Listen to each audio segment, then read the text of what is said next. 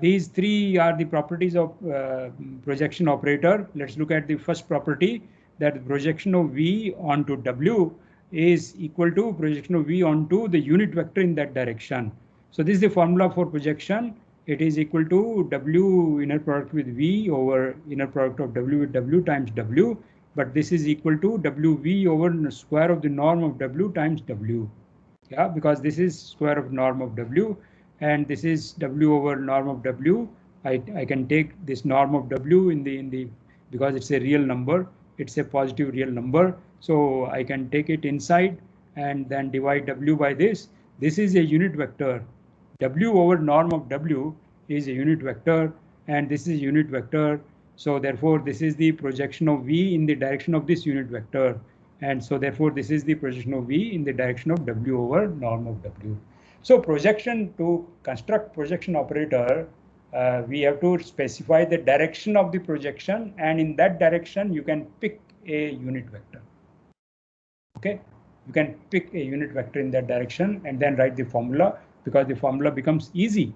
Yeah, if W is in the direction of your projection and W is unit vector, we know that it is equal to inner product of W with V times W. Don't have to divide. Yeah, so this is part A.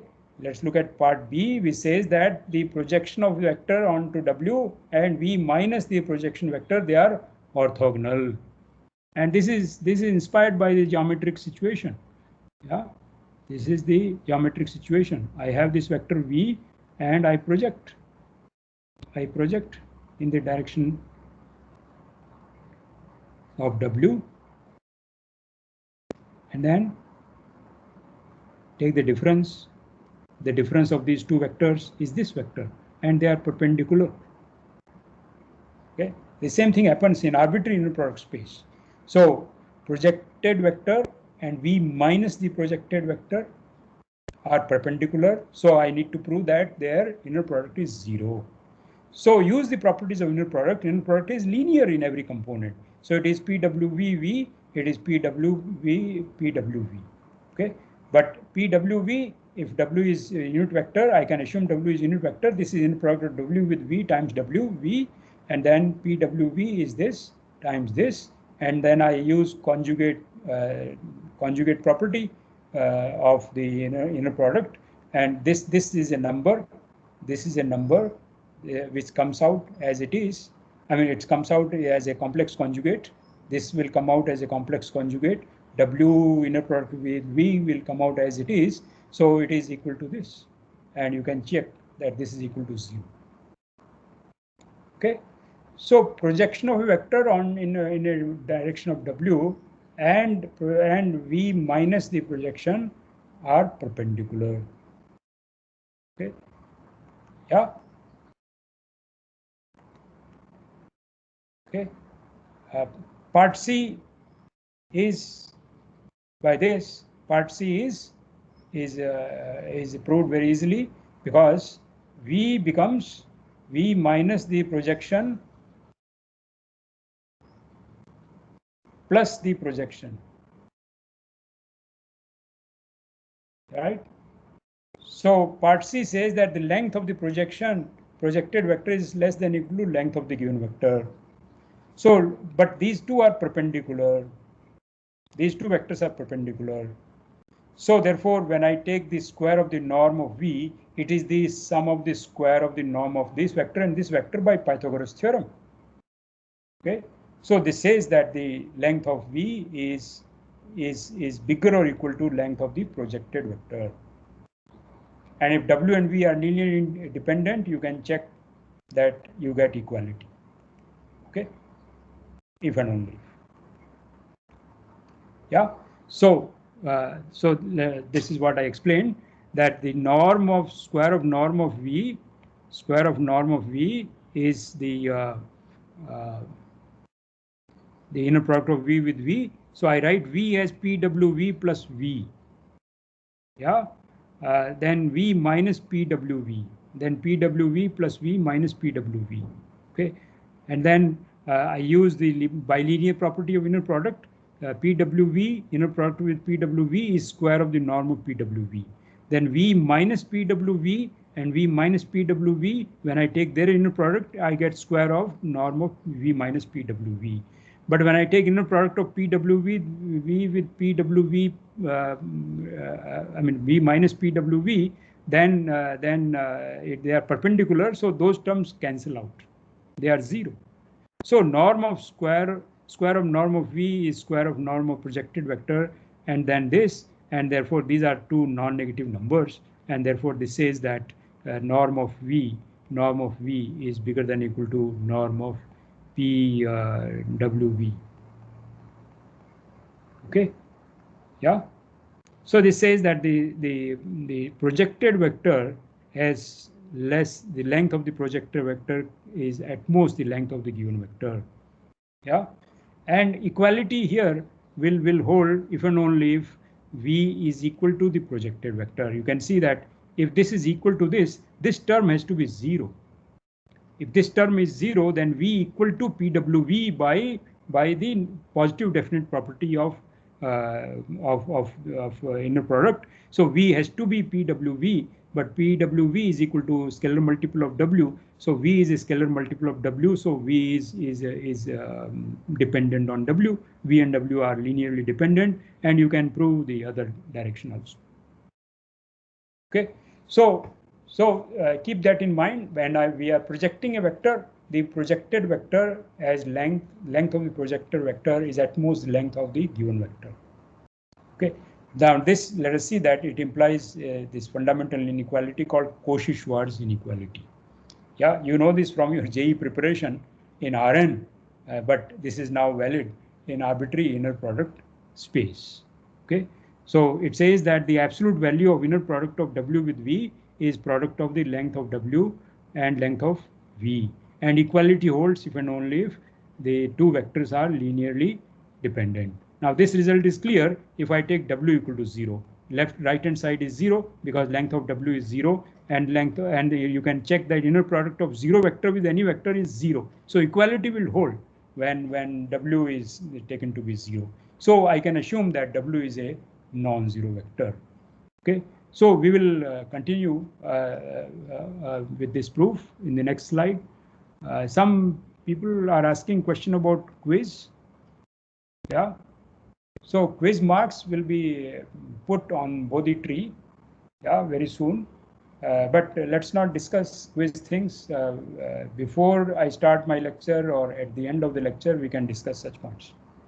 Okay, yeah. So let's continue with the proof of Cauchy-Schwarz inequality. So Cauchy-Schwarz inequality says that I take a pair of vectors W and V, then I take their inner product, then the absolute value of inner product, because inner product can be a complex number. Absolute value of inner product is bounded above by product of the length of those two vectors. Yeah. See what it says. The Cauchy-Schwarz inequality in the special case, what does it say? Suppose my vector V is equal to xy and W is equal to z prime. Then the inner product of W with V is xz plus yz prime. Suppose these are vectors in R2. Okay, then I take this absolute value. This is less than equal to length of W, which is square root of x square plus y square, and length of V, length of V and length of W, so z square plus z prime square. Okay, yeah. So if I take the square, then I get xz plus yz prime square is equal to x square plus y square times z square plus z prime square. And this is the inequality that you know from your JEE preparation. Yeah, so this is true in arbitrary inner product space. So inner product, the absolute value of inner product of two vectors in an arbitrary inner product space is bounded above by product of their lengths. And equality happens if and only V and W are linearly dependent. So this is clear when W is 0. Now let's prove that this in W is not equal to 0. So case 1, assume that W is a unit vector. Yeah, W is a unit vector. Look at that. Once you prove it for unit vectors, it will actually follow for arbitrary vectors. Yeah. So take W to be unit vector. In this case, the left-hand side of the Cauchy-Schwarz inequality. So Cauchy-Schwarz inequality is absolute value of inner product of V with W is less equal to length of V times length of W. But if W is unit vector, then it says that VW absolute value of inner product of V with W is less equal to length of V. But this is what is this? This is when I take the projection of V with W, when W is a unit vector, it is equal to inner product of W with V times W, and therefore its norm, yeah, its norm equal to absolute value of WV times norm of W, which is 1. Okay, so therefore, and we know that the length of the projection is less equal to length of V. Okay, so this is the Cauchy-Schwarz inequality. So Cauchy-Schwarz, the Cauchy-Schwarz inequality when one of the vectors is unit vector is nothing but the statement that the length of the projection is less equal to length of the original vector. Okay, yeah. So this is done. Now assume that W is not a unit vector. Then I can convert this into unit vector language. So let U be equal to W over norm of W, and this is a unit vector. So for unit vectors, I have the Cauchy-Schwarz inequality. So that says that WV equal to norm of W, V divided by norm of WV, because norm of W is a non-negative real number, and this is absolute value. It is equal to norm of W times U equal to W over norm of W. So this is a unit vector, and inner product of a unit vector with another vector is less equal to length of the vector. Okay, so this inner product is less equal to length of V, and this is the length of W is length of W. So look at this. The absolute value of inner product is less than the product of the length of W and V. Okay, so we first proved Cauchy-Schwarz for unit vectors, and then we have reduced it for arbitrary vector. And Cauchy-Schwarz inequality for unit vector is nothing but the statement that the length of the projected vector is at most the length of the given vector. Okay, and in Cauchy-Schwarz inequality, equality holds when only two vectors are linearly dependent, and that comes from the fact that the length of the projected vector and the given vector are equal if and only if V is in the direction of W, which means that V and W are linearly dependent. Okay, so Cauchy-Schwarz inequality is actually an equality if and only if the two vectors V and W are linearly dependent. Okay, now let's prove another fundamental fact in Euclidean geometry. This is the triangle inequality. Yeah, if I have a triangle and I know this length and I know this length, then this length is at most the sum of, this is V plus W. The length of V plus W is bounded above by sum of the lengths of V and W. This is the triangle inequality in Euclidean geometry. Yeah. So just put the definition of norm of V plus W. The square of norm of V plus W is inner product of V plus W and V plus W. And now use the bilinear property. So it is equal to VV, VW, WV, and WW. Okay, but this is equal to VV, VW, and WV. When I change the order, it becomes complex conjugate. It is complex conjugate of inner product of V with W and WW. Yeah, this is a complex number and this is a complex conjugate. So when I add a complex number with this complex conjugate, I get 2 times the real part of the complex number. Yeah, so this becomes this, but real part of a complex number, yeah, real part of complex number is less equal to, yeah, is less equal to absolute value of that complex number. Real part or imaginary part of a complex number are less equal to the length of that complex number. So it is square of length of V plus 2 times the inner product of V with W and plus square of length of W, and this is equal to this number by using Cauchy-Schwarz, because this absolute value of inner product of V with W is at most the product of the length of V and W. So we have used Cauchy-Schwarz inequality and the fact that real part of a complex number is bounded above by length of that complex number. Okay, we have now the triangle inequality. Length of V plus W is bounded above by sum of the lengths of V and W. Okay, yeah.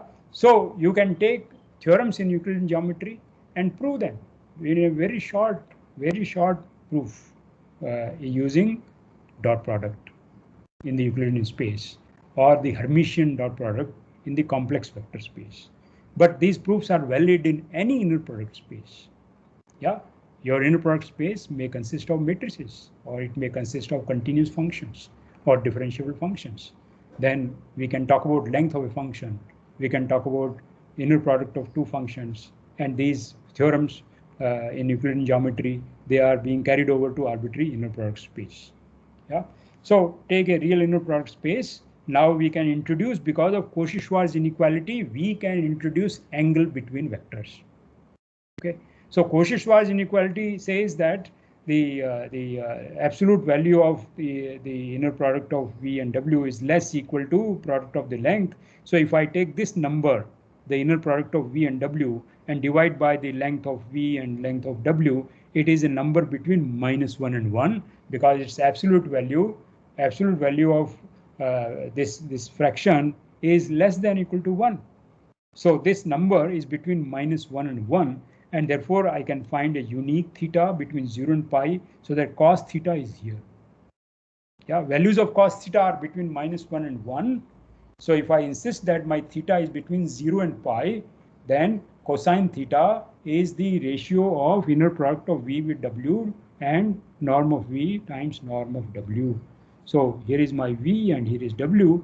To get this vector, to get this angle between V and W, we just look at the equation cosine theta equal to inner product of V with W over product of length of V and length of W, and this will give me theta, and theta will be uniquely determined if I insist that theta is between 0 and pi. All right. Okay, so we can introduce angle between abstract inner product space.